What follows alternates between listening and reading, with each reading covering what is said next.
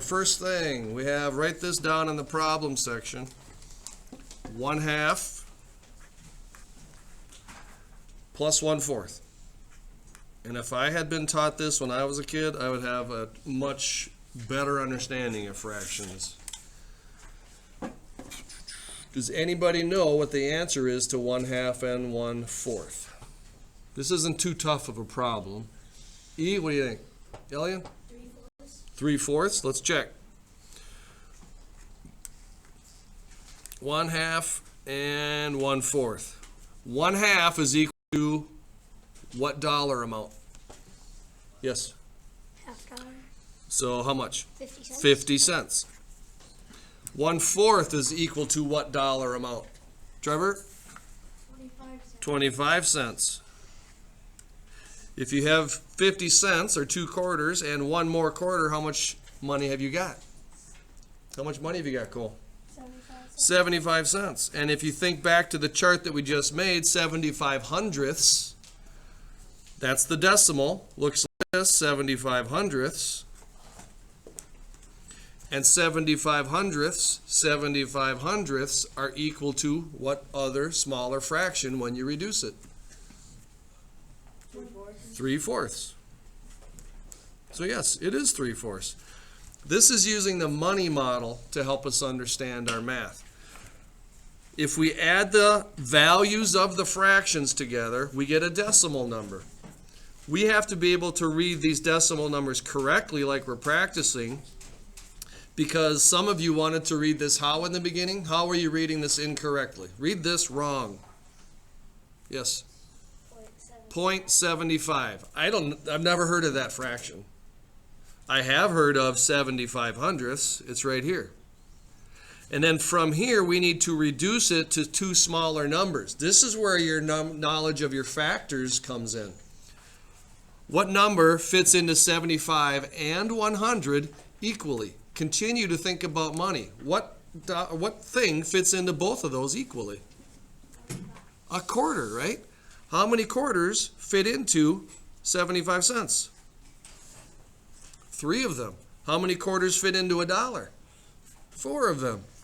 So we reduce it, make it smaller to a more manageable fraction. All of you can picture 3/4 in your head, right? Picture a circle. Picture 3/4 of it shaded in. What's left that's not shaded in? 1/4. A fourth, a little piece of pie, right? But if I told you to do that with 75 hundredths, that's a lot more work. Then you have a pizza that's cut into how many slices? 100 slices. And how many of them are shaded in? 75 of them are still there. That's more work. It's harder to think of. So by reducing it, anybody can do 4 parts and shade in 3 of them. That's easier to think of. So we reduce. Very good. Here's the next one. Separate it. 3/4 plus 1/2. Now, most of you know the answer to this. These are very friendly fractions, 3/4 and 1/2. Some of you don't. That's just fine too. But if we write it over here now, so let's do this. 3/4 plus 1/2, and then we're going to say it's equal to what money amounts? 3/4 is equal to how much money? 75 cents. 0.75, 3/4. 1/2 is equal to what? How much money? How much money, Elian? As soon as you look away, I'm going to call on you. So always be looking. 50 cents. Thank you. Now, if you add up the dollar amounts, what's it equal to? What's 3/4 and 2/4 equal? How much money is that? Ella? What? Say it again? 125. Not 125. We're just talking, it's 125 cents, yes. But how much total money would that be? Remember, our whole is $1. Have we got more than $1, Ella? We do. We have $1 plus how much more? 25 cents. So it's 1 and what? 25 hundredths, not 1.25. Now how are we going to change this to to a fraction because our fraction problem has to have a fraction for an answer. So what does this look like as a fraction? 1 and 25/100ths. Write down what you think it's going to look like, and then we'll discuss and we'll see if you're right. What's this going to look like as a fraction? Now, it's going to be a mixed number because we have something and something else. Who can tell us what to draw or write? Give it a whirl. What do you think, Sling? Okay. Let's see. Nope. Another one?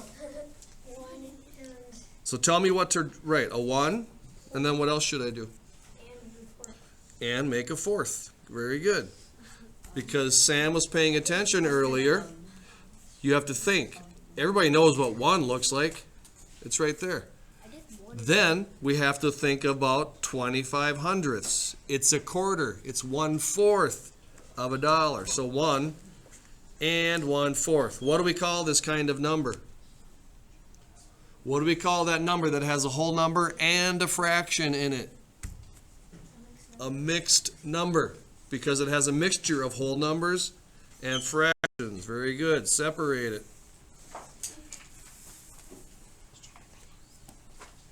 This time we've got a mixed number, 1 and 1/4, plus 1 and 1/2. So now think about these money amounts. Now remember, these are problem strings, so what we did here builds off of this. What we did on the second one built off the first one. So what do we know about 1 and 1/4? How much is that? Fitch? 1 and 25/100ths. 1 and 25/100ths. In this case, $1.25, because we're changing these to money amounts. So 1 and a quarter, 1 and a fourth is $1.25. Plus how much? What's 1/2 going to be worth? 1 and 5/10ths. Nope. It's just half. Half. What fraction is it? How much is a half? Half of a dollar, Rebel? 50 cents. Remember, our whole is a dollar. That's what we're trying to make. This is half of a dollar. Add our money amounts together, and how much have we got? What's $1.25 plus 50 cents equal? Cole? $1.75. Very good, $1.75. Now this, we have to change it, because that can't be an answer to a fraction problem, so we have to change this now to a mixed number. What will that look like? If you say it in your head, you can hear what it's going to look like, then you just got to picture it. How do we write that? Chase? A 3 and 3/4. A 3 and 3/4? Oh. But is that this number? 3 and... Oh. I thought you meant the answer. Yeah, we're looking for this 1 and answer. 7. 1 and 3/4. 1 and 3/4. Because 75/100ths is 3/4 of a dollar. Now, can anybody explain to me, I'm just going to back up to this one, to the top one. Why are we having to do this? If I do this, 1/2 and 1/4, we can't add those two fractions using our math strategies because something's not similar, something's wrong here. We know it in our head what the answer is, but why can't we add 1/2 and 1/4 the way they are? Anybody know that? You guys talked about this stuff last year, didn't you, Claire? Because if they don't have the same denominator, you're going to get a different denominator. Correct. We don't have similar denominators. We have to find like denominators. There's a word. What's a denominator? Clara knows because she said they have different ones, and if you all look, you can probably figure that out. What's a denominator, Ella? Or the bottom number. Very good. That's our denominator. They have to be the same. So we have to find a common denominator. So in order to do that, we need to find the least common multiple. That's going back for a few weeks. What are the multiples of 2? Who can tell us what the first 5 multiples of 2 are? Clara?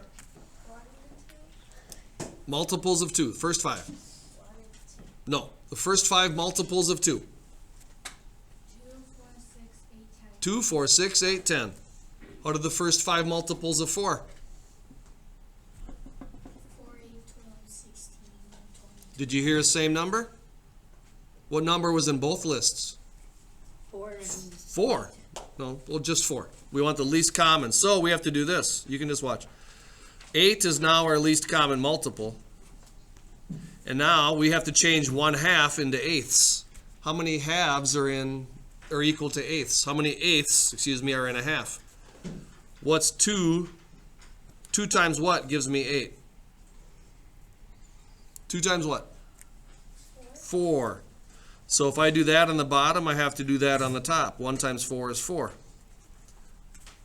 That one should look pretty easy there. How about a fourth? 4 times what gives us 8? 2. So whatever I do in the bottom, I do on the top. 1 times 2 is 2. Now I've got 2 new fractions, and they both have what? Same number. Common denominators. What's 4/8 and 2/8 equal? 6/8. I can add eighths together all day long, but I can't add a half and a fourth because they're not the same fraction. So we have to convert them. This is what we will be doing. This is how we're introducing it. This is a more friendly way of doing it. Okay. Let's see. All right. Let's do one more. We'll see if we can get this in. Separate it from that bottom part. 1/10 plus 1/10.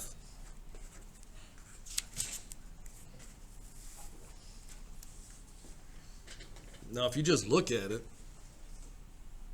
we should, I hope, be able to figure that out. Yeah. If I have a 10th and I have another 10th, how much have I got? 2/10. So write that down there. You can add these simply because they are both tenths. If you have 2 halves, you can add them because they're the same amount. But if you don't, 1/10 is how much money? 1/10 of a dollar is what amount? What was 1/10? Chase? A dime? A dime? Yes? Yeah. No? Yes? Anybody? Okay, so we got 10 cents plus 10 cents. What's 10 cents plus 10 cents? Moose? 20 cents. 0.20. But that decimal number can't be this answer, so how do we say this now as a fraction? Say that decimal, and then tell me what it looks like as a fraction. Just everybody read that decimal if you know it. Say it. 20 hundredths. What does that look like as a fraction? Elian, tell us. What's that look like as a fraction? What's it look like, though? Tell me what to... Pretend I don't know how to write it. 20 on the top, and then a line below it, and then 100 on the bottom. Now look. How is this 2/10, but this is 20 hundredths? Bitch? because 2/10 is 20 out of 100, so they'd be equal fractions. They're equivalent, but we have to reduce this then. So now think, what fits into 20? That fits into 100 equally. What fits into both of those numbers equally? Claire? 5. 20 divided by 5 is how much? 4. 4. What's 100 divided by 5? 20. So we still have 4 20ths. We're not done dividing yet. What fits into 4 and 20? 2. It does. Is there anything else? We'll do 2. 4 divided by 2 is 2, and 20 divided by 2 is 10. Now we're at 2/10, but look. What do you notice about 2 and 10? 2 and 10, they're both even. That means we have to keep reducing. What fits into 2 that fits into 10? Chase? 1. It does, but then we just end up with the same thing. What fits into 2 and to 10? 5. No, 5 doesn't fit into 2.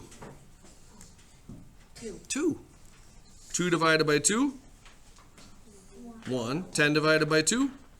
5. 5. So the answer is 1. 1/5. All right. Now this is just